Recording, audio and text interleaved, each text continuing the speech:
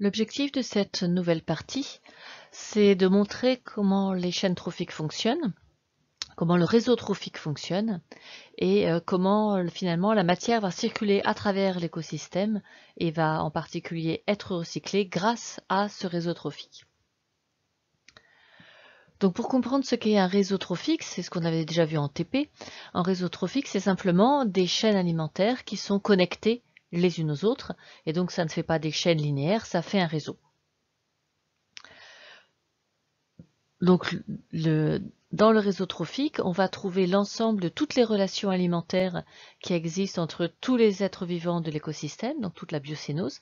Donc c'est pour ça qu'on peut dire que le réseau trophique, c'est l'ensemble de toutes les chaînes alimentaires, toutes les chaînes trophiques qui relient tous les êtres vivants, toute la biocénose. Alors pourquoi c'est important de travailler sur ce réseau trophique? C'est que ça va permettre de voir comment est-ce que la matière circule à travers cet écosystème, et puis évidemment, en plus de la matière, comment l'énergie traverse cet écosystème. Et puis une autre idée importante, c'est que puisque la matière et l'énergie traversent cet écosystème par le réseau trophique, tant que le réseau trophique résiste aux perturbations, eh bien l'écosystème reste tel quel, et c'est ce qu'on va appeler la résilience de l'écosystème et qu'on verra dans la partie numéro 6. Donc une représentation d'un réseau trophique. Ici, on a montré quelques chaînes trophiques et puis tout un réseau qu'il existe entre les différentes espèces qu'on peut éventuellement trouver à l'intérieur d'une prairie pâturée. Donc on retrouve des producteurs primaires, des consommateurs et des décomposeurs puisqu'ils faisaient tous partie des différentes chaînes alimentaires que nous avons décrites. Et puis bien sûr des parasites aussi, il y avait des chaînes trophiques de parasites. Alors qu'est-ce qui va faire les nœuds du réseau? Les nœuds du réseau sont formés par les polyphages. Donc on pourra dire que les polyphages connectent entre elles les différentes chaînes alimentaires en faisant les nœuds du réseau. Polyphage, comme son nom l'indique, c'est celui qui mange, phagos, poly, plusieurs organismes différents. Donc un polyphage consomme plusieurs espèces qui appartiennent à des chaînes trophiques différentes, et donc c'est lui, forcément, par cette activité, qui va relier les différentes chaînes trophiques. Donc on va qualifier de polyphages tous les organismes qui se nourrissent d'alimentations diverses provenant d'espèces extrêmement variées et qui ne sont pas spécialisés sur une seule et unique espèce. Donc souvent le terme est aussi étendu quand ce n'est pas seulement une catégorie d'aliments mais différents éléments. Alors ce n'est pas, par exemple, manger les feuilles, manger les racines. Nous n'utiliserons pas le terme polyphage dans ce sens. Nous vraiment ce sera polyespèce, puisque ce n'est qu'à cette condition que ça relie les chaînes trophiques. Vous ne confondrez pas les polyphages et les omnivores. Un omnivore mange plusieurs types de nourriture, donc mange des végétaux, mange des animaux, mange des racines, mange des feuilles, etc. Donc bien sûr, un omnivore a toutes les chances d'être un polyphage. Mais on peut être un polyphage tout en restant seulement herbivore. Il suffit de manger plusieurs espèces de végétaux, donc c'est le cas de la vache. Mais on peut être aussi un carnivore en mangeant plusieurs espèces d'animaux, et c'est le cas de tous les petits carnivores, les belettes, etc. Elles vont manger toutes sortes de petites proies, aussi bien des rongeurs que des oiseaux qu'elles peuvent éventuellement réussir à capturer. Donc là, on est sur des polyphages qui sont moins spécialisés dans leur régime alimentaire. Donc le régime alimentaire et le fait d'être un polyphage, ce ne sont pas deux notions qui se recouvrent complètement. Donc j'ai essayé de représenter ça par ce petit schéma.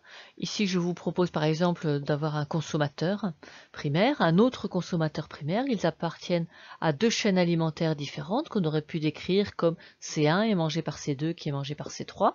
Et puis l'autre chaîne alimentaire, C1' est mangé par C2 et mangé par C3.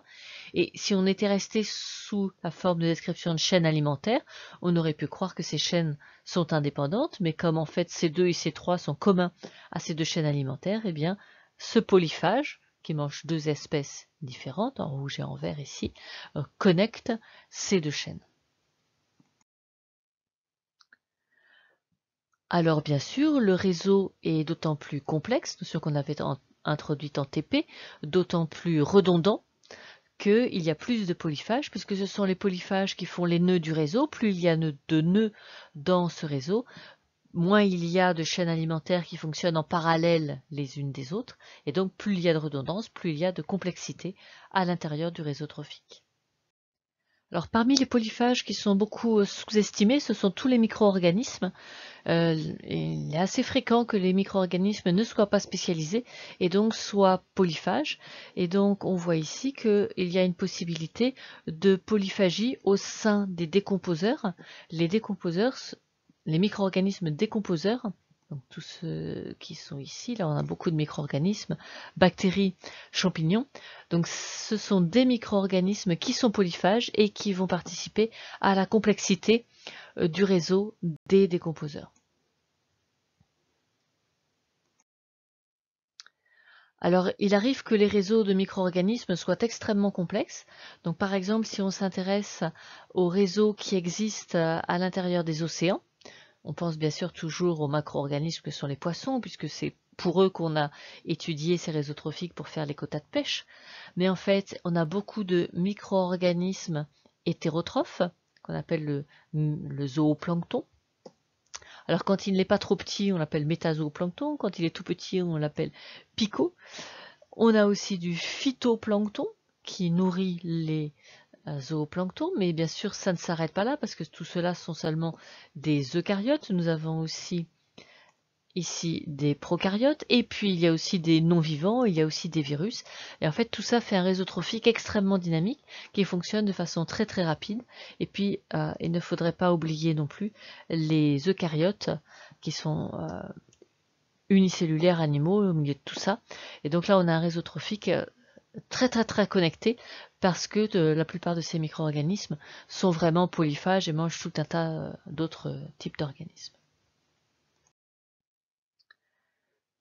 Donc une chaîne alimentaire, c'est vraiment une notion extrêmement simple, hein, c'est simplement la relation qui mange qui. Par contre, en termes de chaîne trophique, c'est pas forcément extrêmement intéressant. Donc ce que nous a permis de dégager comme idée, c'est qu'il y a des chaînes trophiques qui démarrent d'un producteur primaire avec des consommateurs, il y a des chaînes trophiques de décomposeurs à partir de la nécromasse, il y a aussi des chaînes de parasites. Mais cette représentation est vraiment très très simpliste parce qu'en fait, les chaînes trophiques contiennent des polyphages qui appartiennent à plusieurs chaînes trophiques différentes. C'est notamment le cas d'un très très grand nombre de micro-organismes, et donc ça va faire des nœuds, et donc il serait bien plus pertinent de parler de réseau trophique que de parler de chaîne trophique. Donc en réalité, la matière et l'énergie traversent l'écosystème à travers un réseau trophique.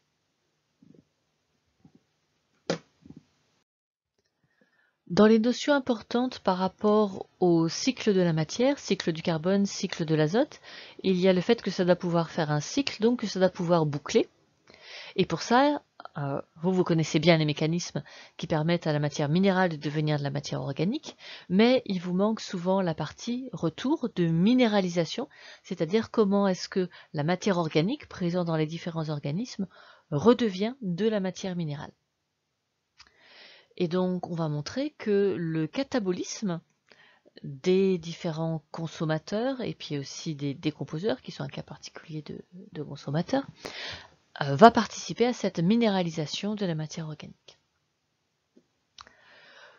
Donc quand on prend des chaînes, le catabolisme d'absolument tous les consommateurs, quels qu'ils soient, va au moins en partie minéraliser de la matière. Donc prenons un producteur primaire. Ce producteur primaire, donc lui, a créé de la matière organique à partir de substances minérales et il va être mangé par un consommateur.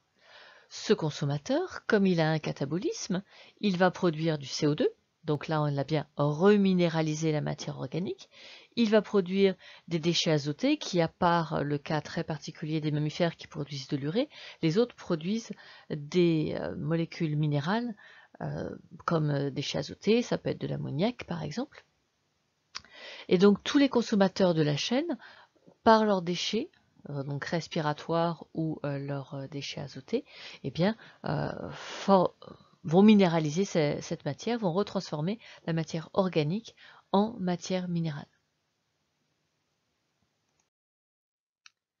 Donc si on rentre un petit peu plus dans le détail, prenons donc le cas relativement classique d'un chimio-organotrophe. Donc il possède un certain nombre de molécules organiques et il va dégrader ces molécules organiques par les phénomènes que vous connaissez bien, la respiration cellulaire, la bêta-oxydation s'il s'agit des lipides, avec une respiration qui utilise comme accepteur final d'électrons l'oxygène, et les donneurs d'électrons, c'est justement cette matière organique, puisque c'était de la matière organique réduite. Et par ce métabolisme, il rejette du CO2, il rejette des déchets azotés, souvent sous forme minérale si ce ne sont pas des mammifères, et puis comme déchets métaboliques de la respiration, de l'eau. Et donc vous voyez que là, tout ça, ce sont des molécules minérales alors qu'on était parti initialement de molécules organiques. Pour les chimiolithotrophes, on va aussi avoir le même phénomène de respiration, avec toujours le même accepteur d'électrons. On est toujours sur une respiration aérobie. Je vous rappelle que les respirations anaérobies ne concernent que des bactéries extrêmement spéciales, mais ce n'est pas le cas de nitrobactères. Ici, la seule différence, c'est que le donneur d'électrons, ce n'est pas la matière organique, mais c'est bien de la matière minérale, et non de moins. Et les déchets est aussi ici un déchet minéral. Donc là, on ne peut pas dire que ça a minéralisé la matière organique, puisque ça a juste transformé la matière organique de NO2- en NO3-. Toutes les bactéries, tous les mycètes vont participer par leur métabolisme aussi à la minéralisation, mais pas par la respiration, par la fermentation. Donc là, ça veut dire qu'il reste des molécules organiques, mais ces molécules organiques ont perdu quelques carbones, et ce carbone est libéré sous forme de CO2. Donc ces quelques carbones font partie de la minéralisation de la matière organique, mais bien sûr, elle est incomplète. Alors le processus qu'on est en train de décrire, le phénomène de minéralisation, bien sûr, c'est ce qui va participer au recyclage de la biomasse, au cycle de la matière. Donc au point de départ, on a de l'anabolisme qui produit de la biomasse, que ce soit un hétérotrophe ou que ce soit un autotrophe. Donc on a des molécules complexes. Puis le catabolisme qui les transforme en molécules simples. Ensuite, dans l'organisme, ces molécules simples peuvent redonner des molécules complexes. Vous avez vu ça en première année. Il peut y avoir des conversions d'un type de molécule en un autre type de molécule, par exemple à partir des acides aminés ou du pyruvate, toutes ces molécules Carrefour qui permettent de convertir des molécules en d'autres molécules. Mais un autre devenir possible, c'est que ces molécules simples soient complètement transformées en molécules minérales, soient complètement dégradées, comme c'est le cas dans la respiration, et fournissent uniquement des molécules minérales, dont certaines peuvent être réutilisées par l'anabolisme de ce même organisme ou d'un autre organisme. Donc ça, c'est ce qui se produit au sein de chaque organisme. Chaque organisme réalise une minéralisation par ces processus de catabolisme, qu'il soit un producteur primaire ou qu'il soit un consommateur, qu'il soit un parasite, ça ne change rien. Et puis, il y a aussi d'autres moments où il va y avoir cette minéralisation. C'est quand les organismes meurent, ils forment de la nécromasse, et à ce moment-là, c'est l'activité des décomposeurs qui va transformer ces molécules complexes. Donc c'est plus de la biomasse, c'est de la nécromasse, mais c'est le même système. Par catabolisme, elles vont être simplifiées, donner des molécules simples, et puis à la fin, des molécules minérales. Donc c'est ce qui a été dessiné ici par l'activité des décomposeurs. Les molécules organiques contenant du carbone vont libérer du CO2, elles vont aussi libérer des ions ammonium, et elles vont donc minéraliser cette matière organique en redonnant ici, par exemple, des ions ammonium, des ions phosphate, et donc là, on n'a plus que des molécules minérales, ici et là, et donc on aura une minéralisation complète après le travail de ces décomposeurs. Donc on avait vu quelques exemples concrets en TP de ce que pouvaient être ces décomposeurs dans le cas de la bouse. Donc ça peut être des insectes qui vont se nourrir, qui vont se développer sur la bouse, d'où le terme coprophage qui se nourrissent des déjections. Donc beaucoup d'insectes, mais aussi des nématodes, aussi des mycètes, aussi des lombriques, la végétation qui peut aussi récupérer directement ce qui a été transformé par les autres en ion ammonium. Et donc c'est tout ce travail de bactéries, de mycètes et d'insectes qui va faire ce travail de décomposeur. Un élément important dans la décomposition, c'est la destruction de la cellulose et de la lignine.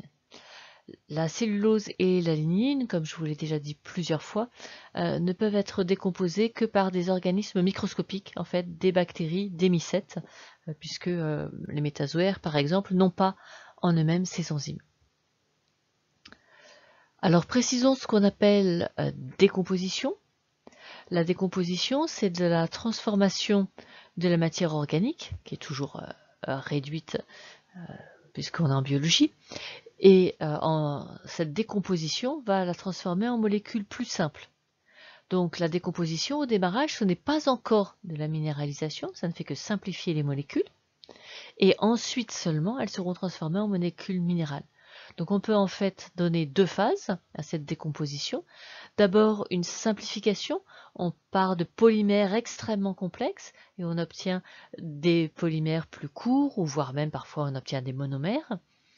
Et ensuite seulement on a une phase d'oxydation avec la minéralisation qui fait qu'on n'a plus que des molécules minérales. Et les réactions ne sont pas les mêmes. Donc pour cette simplification des polymères, ce sont des hydrolyses de toutes les réactions. Ce sont des réactions de coupure des polymères par hydrolyse, alors qu'en fait, la minéralisation, elle, c'est de l'oxydation de la matière organique. Donc c'est des réactions redox, ce que ne sont pas les hydrolyses. Et pour faire ça, il faut des enzymes particulières que seuls possèdent les mycètes et les bactéries. Donc dans ce processus de décomposition, donc au démarrage, on va avoir essentiellement de la simplification. Donc on a deux voies différentes. Si c'est le contenu cellulaire, vous voyez que ce sont des polymères qui sont relativement simples. Les plus grands polymères, c'est des protéines ou des acides nucléiques. Et on a beaucoup d'organismes qui ont des enzymes permettant de décomposer le contenu cellulaire. Donc le contenu cellulaire se simplifie très rapidement en molécules simples et se minéralise très bien. Donc souvent, ça ne prend pas plus de quelques semaines pour que le contenu cellulaire soit entièrement minéralisé. Par contre, les matrices extracellulaires contiennent des polymères beaucoup plus complexes à simplifier, à dégrader. Donc c'est le cas bien sûr des celluloses, des hémicelluloses, des pectines et de la lignine. Donc les matrices extracellulaires végétales sont les plus difficiles à digérer. Et donc là interviennent les fameux micro-organismes. Mais dans ce processus de simplification, il y a aussi spontanément de la repolymérisation, parce qu'on est à delta G proche de 0, et les éléments qui ont été simplifiés, donc qui sont des débris de cellulose et de lignine, vont spontanément se recomposer, se repolymériser en faisant des ramifications très très complexes, et c'est ça qu'on appelle l'humus. C'est pour ça qu'on ne peut pas vous donner une formule chimique de l'humus, c'est que l'humus, ce sont des débris de cellulose, des débris de lignine, des fragments d'acides aminés qui se recomposent pour faire un polymère complexe. Et ce polymère complexe échappe complètement aux enzymes que sont la cellulase, les hémicellulases, les pectinases et les lignases, parce que justement elles s'est recomposées de façon plus compliquée, elles ont changé de forme, et donc elles ne vont pas être digérées par ces enzymes. Donc on a une partie qui est digérée complètement dans l'espace d'une année, qui va être complètement dégradée, et au contraire, ce qui se recompose spontanément ne peut plus être dégradé dans l'année par ces molécules, et elle va simplement s'oxyder spontanément, donc c'est ça qu'on va appeler la minéralisation secondaire, et non cette minéralisation primaire. La minéralisation primaire, c'est celle qu'on voit ici, qui se fait dans l'année, et puis celle-ci aussi, qui se fait dans l'année. Et la minéralisation secondaire, ce sera l'oxydation spontanée, purement chimique, qui, elle, va prendre souvent 4 années pour se faire. Et donc la minéralisation totale aura finalement pris 4 ans, parce qu'il y a l'humus qui est extrêmement lent à se dégrader. Donc ici, on représente ça de façon un petit peu plus complexe pour montrer le rôle des différents micro-organismes qui vont dégrader ces matrices extracellulaires. Donc d'abord la dégradation des protéines, là c'est classique, presque tous les organismes le font. Les acides aminés qui peuvent être dégradés directement minéralisés ou qui vont se recomposer avec les autres polymères pour donner de l'humus. Même chose avec la cellulose, elle redonne des polymères simples qui en grande partie sont directement minéralisés et qui pour une petite partie vont rentrer dans l'humus. Et c'est surtout l'alanine qui se décompose très très mal, qui donne non pas des molécules simples, mais des polymères juste un petit peu plus simples, qui vont se réorganiser avec les débris de cellulose, avec les restes d'acides aminés, et qui, par une repolymérisation spontanée, va redonner ces polymères très très complexes qu'on appelle l'humus. Alors l'idée essentielle à retenir, c'est que la chaîne trophique n'explique pas comment fonctionne un écosystème, puisque les chaînes trophiques n'existent pas indépendamment les unes des autres, elles sont toujours reliées par des polyphages qui se nourrissent de plusieurs espèces différentes. Donc en réalité, la chaîne trophique n'est qu'une vue de l'esprit. Ce qui existe dans l'écosystème, c'est un réseau trophique. Donc ce réseau trophique, c'est le chemin qu'empruntent l'énergie et la matière, le carbone, l'azote, pour passer à travers l'écosystème. Et parmi les fonctions essentielles du réseau trophique, il y a ce rôle de minéralisation de la matière. Donc vous, ce que vous connaissez très bien, c'est comment la matière minérale devient organique. Vous avez étudié tous ces métabolismes en première année. Et là, on complète en montrant comment la matière organique redevient de la matière minérale grâce au système de décomposition. Donc, il y a une décomposition qui existe déjà, une minéralisation spontanée de tous les organismes parce qu'ils font tous du catabolisme, qu'ils soient autotrophes ou hétérotrophes, ils font tous du catabolisme. Et puis, de façon un peu plus spécialisée, les décomposeurs qui, eux, vont participer directement à la simplification puis à la minéralisation de la matière organique. Et donc, grâce au fonctionnement de ce réseau trophique, il peut y avoir un recyclage, un cycle de la matière à l'intérieur de l'écosystème pour le carbone, pour l'azote. Malheureusement pas pour le phosphore. Alors cette idée, elle est vraie pour un écosystème sauvage. Mais si on travaille dans un agrosystème, comme c'est le cas pour notre prairie pâturée, on n'a pas de véritable cycle de la matière parce que il ne peut pas y avoir de décomposition de la biomasse que l'on utilise comme récolte. Par définition, c'est du carbone et de l'azote que l'on a emmené hors de cet écosystème. Donc, c'est de la matière qui disparaît, donc il ne peut pas y avoir de cycle. Et c'est pour ça qu'on est obligé de ramener de l'engrais, donc soit de l'engrais chimique, soit de l'engrais vert, mais on est obligé de ramener des molécules d'azote. Bien sûr, on ne ramène pas des molécules de carbone, puisque c'est le CO2 qui va être fixé par les autotrophes. Par contre, le fait de ramener du carbone, de ramener de l'azote, pardon, simplement, ça ne résout pas le problème que le cycle de la matière ne se boucle pas complètement, parce que il n'y aura pas formation d'humus. Or, cet humus, ce n'est pas juste une étape lente dans la minéralisation de la matière, c'est aussi ce qui permet de former le complexe argilo-humique. Et ce complexe argilo-humique, il a un rôle essentiel dans la texture des sols, donc le fait qu'elles retiennent plus ou moins l'eau, mais aussi le fait que ce complexe argilo-humique retient les ions, on les empêche d'être lessivés. Et donc cet humus, il a un rôle bien plus important que d'être juste, à terme, une source d'ion ammonium. Et donc, on résout le problème en ramenant de l'engrais, mais à long terme, on change la texture des sols. Alors, pour terminer cette partie, vous n'oublierez pas d'aller faire le quiz sur les réseaux trophiques. C'est très rapide, il y a juste 2 ou 3 questions, mais ça va vous aider à apprendre. Les quiz que je mets comme ça à intervalles réguliers, ce ne sont pas des quiz pour vous tester, pour savoir si vous avez tout réussi ou pas, pas du tout. C'est un outil pour apprendre et il est souhaitable que vous fassiez des erreurs dans ce quiz parce que justement ça vous marquera beaucoup plus que d'avoir bon. Donc je vous souhaite beaucoup d'erreurs dans la réalisation des quiz d'apprentissage que j'ai placés tout au long de cette série. À bientôt pour la prochaine vidéo.